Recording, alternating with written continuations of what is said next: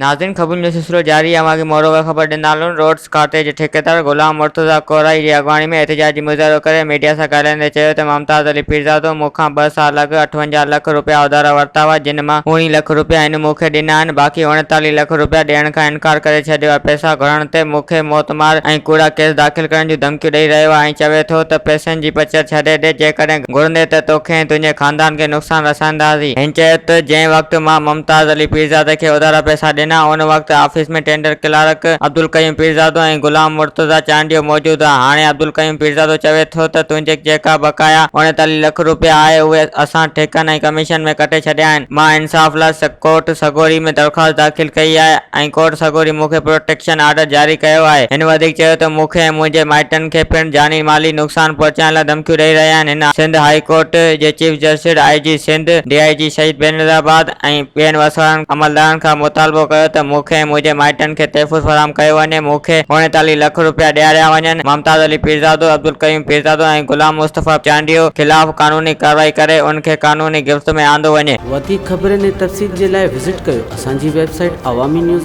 hd.com ऐं ॾिसंदा रहो Awami News HD।